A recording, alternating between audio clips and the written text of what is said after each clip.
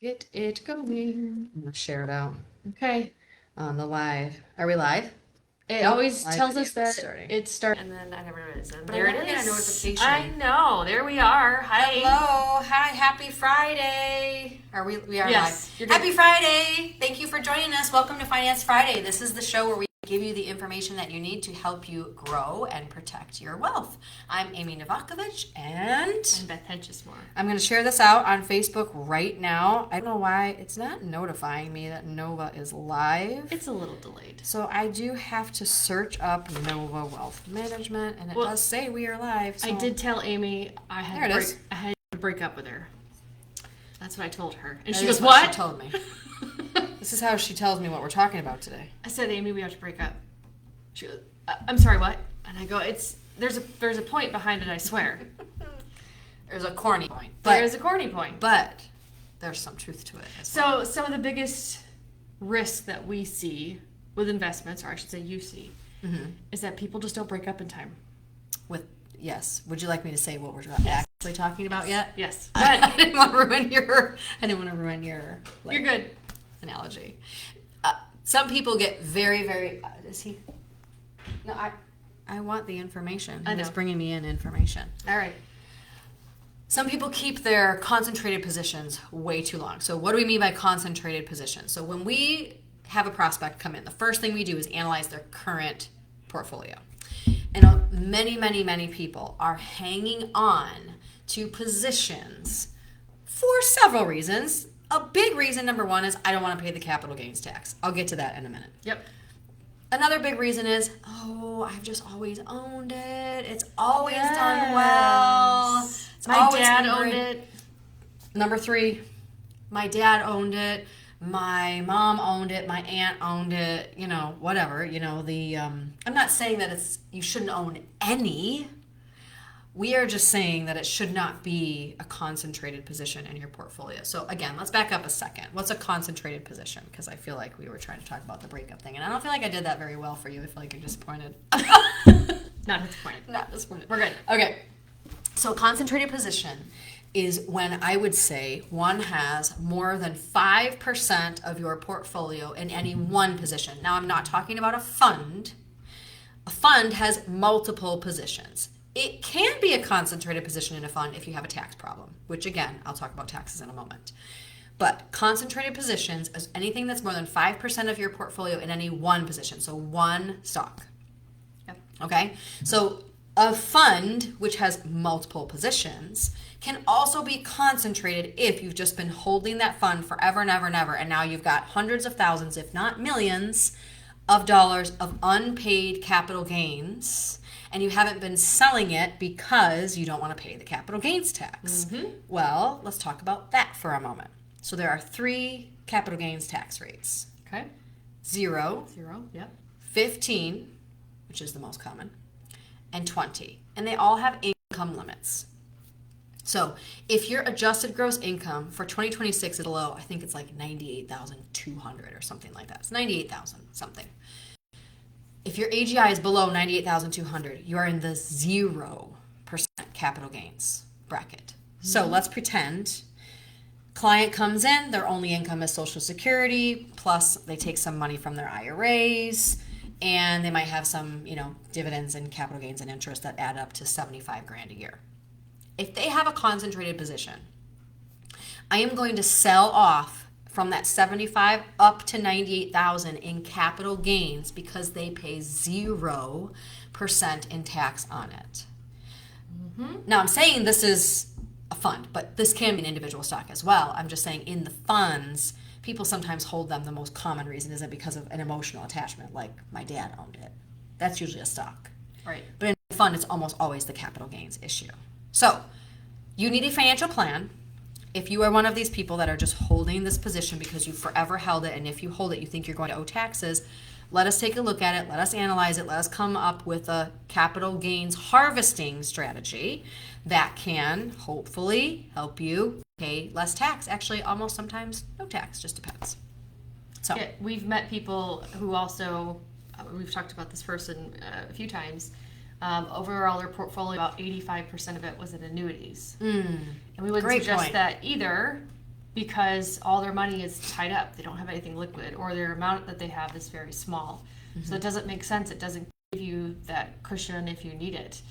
And we met with somebody here in February who, when we were talking about financial plan, because they're staring down the barrel of an RMD. It's their required minimum distribution is going to come into effect in less than 4 years. They have no plan other than everything's working great right now. So when we've talked about the positions that they're in, and the response is, but you're going to sell it. We're like, okay, but we're not trying, we're not asking you to break up with your stock because we're trying to punish you. We're trying to protect you. You dropping things, Amy? I am. Oh, I'm back. Breaking up is just trimming it, rebalancing it, diversifying, being tax aware. That's what we're saying when we say you need to break up. Right, and when you That's tough. mention annuities, we're not going to get into annuities and what they are. So The full whole other disclosure, thing, yes. this is no recommendation for or against an annuity. She was just saying, in general, a concentrated product Correct. can be a position as well, not just a fund, not just a stock. So if you have those, then we need to talk for a totally separate reason, and they have their own risks and they have their own benefits. So that's a totally different day, totally different subject. But yes, so we certainly need to break up with some very common companies that people think I'm a holding just because, I mean, they are who they are. Did you mention Sears? I have not yet. No, So, let's talk about that. we were talking, I was actually at dinner the other night with my husband. We were talking about the companies that we knew as kids in the 80s and the 70s, even in the 90s here, about companies that were just rock solid. And we were laughing about Sears and how you could buy a house, you could buy a gun, you could buy appliances, you could buy your clothes. They sent you a little, not little, they sent you that, remember that big thick magazine they would send it to your house? Yes. And that was like a thing to like Wow. go through that, Absolutely. right? So you had that. You had Woolworths. Remember going to Woolworths and you could have something to eat there? Remember when they smoked in there? Oh my gosh, that's funny. You had, I didn't live in a big city, so I didn't have one either, but I know what it is. There was one in the next city closest to me. One my husband and I were talking about was Starwood Hotels are now part of Marriott. Sears and Kmart came together. Like eventually they try to do things. The most recent one that we just saw it. Spirit Airlines. Yes, that just happened. So there's Right. things that we joke in one of the presentations that we do that Amy's house, I think my house helps too, equally funds Amazon when Amazon took a big dip in 2022. Yeah, we held them up. Yeah, Amy's Amy's like helped them come back. Yeah. So Amazon, we don't expect it to go anywhere, and we're certainly not saying you shouldn't have it. We're just saying if 80% of your profile or your portfolio is in Amazon, It cut in half in 2022. yeah. So Literally. when Yeah. you Well, just this year, I don't know if people realize that Microsoft, who we love and adore, Microsoft was down 30% from its high I'm an Apple person. earlier in the year. Apple was down too. I know. Not as much as Microsoft, but tech was down. So the point is that you certainly need to have a strategy where you take gains, and then you also could even buy more if you love these companies. But some of these statistics, there's a lot on here. Different. I mean, man, I don't. There's such good ones. I don't even know where to pick. Let's start with AIG. So one of the largest insurance companies. Is it going to go under? Is it not going to go under in 2008? AIG got bailed out. It is down 95.8% from their all-time high, which was back in 2000. Or is that 01? This is a 10-year. This is their whole history. So that might be 01 was their high. And then this chart was actually from 2025. So then I had Steven get me the updated prices as of today. Okay. So this was back from March of 2025, a year ago, roughly. And it was at 72.80 last year, and it's still only at 76.86. Wow. So this is one of those companies that if you've just owned it forever, and you know, we didn't even mention a huge reason why people keep stocks. You need to break up with your dividend mentality. My God, GE. But it pays a dividend. I But know. it pays a dividend. Yeah, until it's AT&T and it doesn't. And it cuts in half. and then the stock cuts in half. So your dividend is only as good as the actual stock price. So the yield, if this is stock 101 or finance 101, as a stock goes down, okay, let me try to draw this visual because I don't have a board. As a stock goes down, if it's paying the same income, right? Stock goes down, it's paying the same income. The closer and closer the stock dividend gets to the stock price, the higher the dividend percentage is. You follow me? Yes. So if it's a $20 stock and they pay a $1 dividend, but the stock goes to $5, your $1 dividend is now a 20% dividend. Yes? Yes. Everybody kind of follow? I follow that, yes. Yes. So the point is that now you're going to say to me, Amy, but it's got a 20% dividend. And I'm going to say, but it's down 75%. You know? So you're getting 20% on a much lower number. Yeah, we're not asking you to be right about your stock.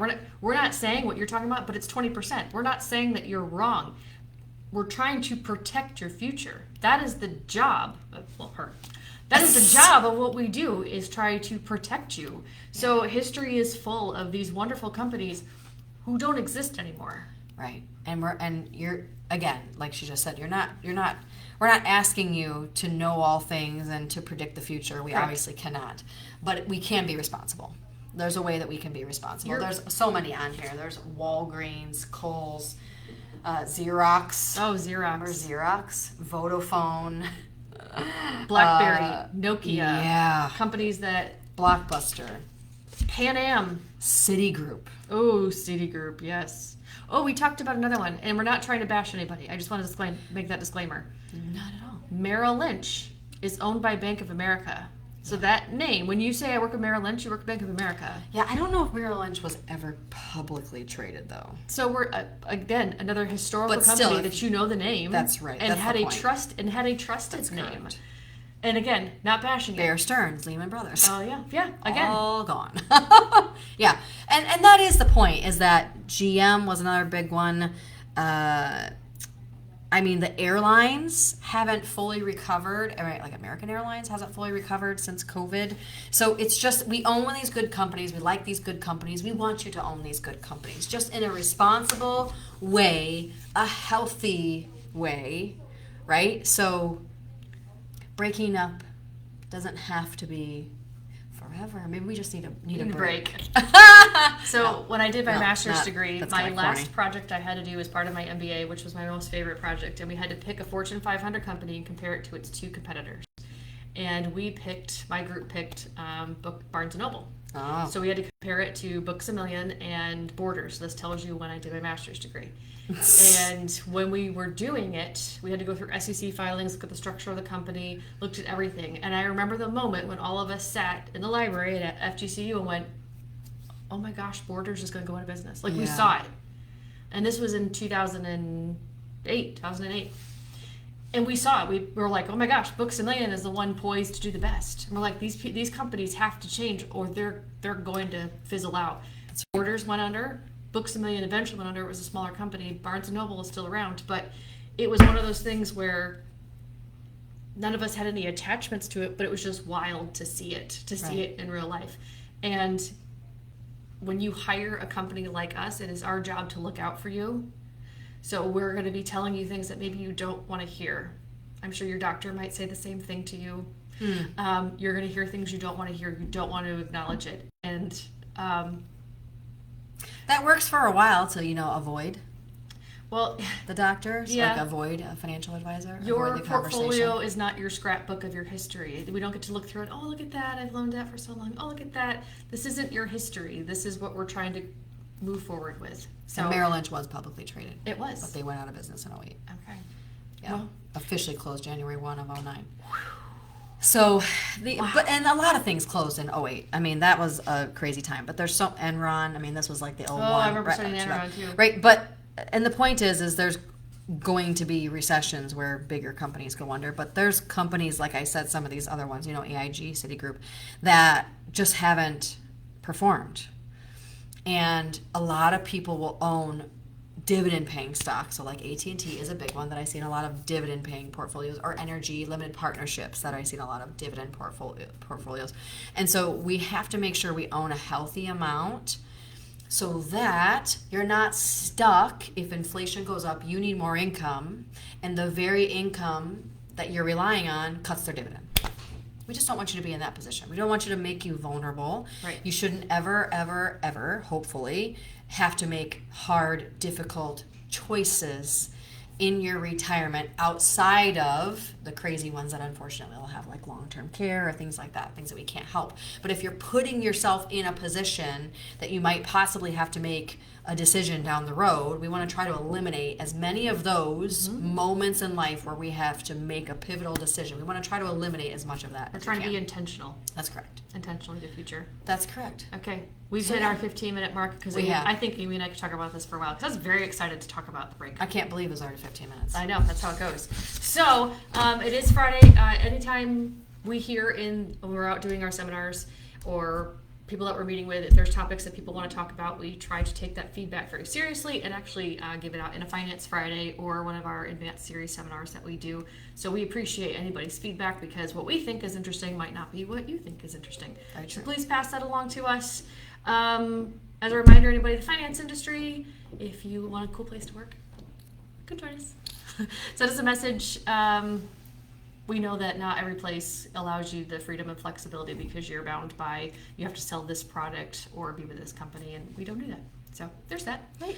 And the There's last that. part is we wear red on Fridays. Remember, everyone deployed because we just want to thank our service members, our first responders. I have a friend right now who is deployed with the Coast Guard. So impacts everything they do from their day-to-day life, and we want to thank those families who are involved with that. Absolutely. And that's it for Friday. Next Friday, I won't see you, Sue. We'll be I'm back taking a break. eventually. We'll be playing a replay, maybe. We'll be back. Thanks so much. We'll see you next time. Bye.